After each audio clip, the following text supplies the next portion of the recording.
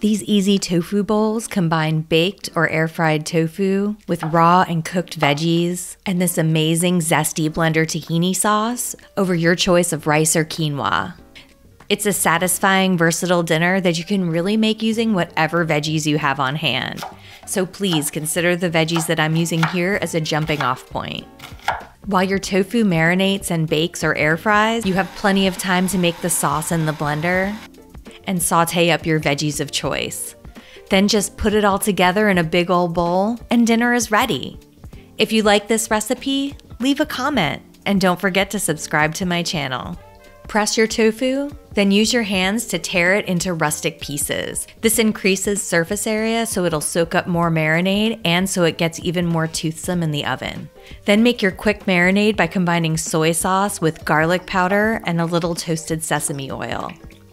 Pour that marinade all over the tofu and then set it aside to marinate while you make the tahini sauce.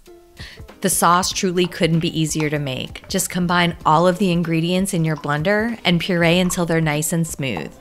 You might need to add a little extra water to get the texture you want, depending on your preference and on your blender.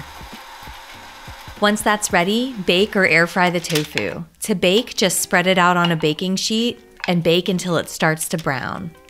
To air fry, you basically do the same thing, just in your air fryer basket. Meanwhile, saute those veggies. Heat some toasted sesame oil in a frying pan, and then add onion and a little bit of salt. Cook the onion until it starts to turn translucent, then add your baby bok choy or your green veggie of choice. Cook the veggies till they're done, and when the tofu's done baking, you're ready to assemble those bowls. Pile on the cooked quinoa, then add the tofu and the veggies that you made, along with whatever crunchy uncooked veggies you like. Then top it off with plenty of that creamy tahini sauce. Then sprinkle on some crushed red pepper and realize that you forgot the avocado. It's probably for the best though, because sliced avocado browns anyway if it sits for too long. Add that avocado to the bowl and some extra tahini sauce for good measure, and you are ready to eat.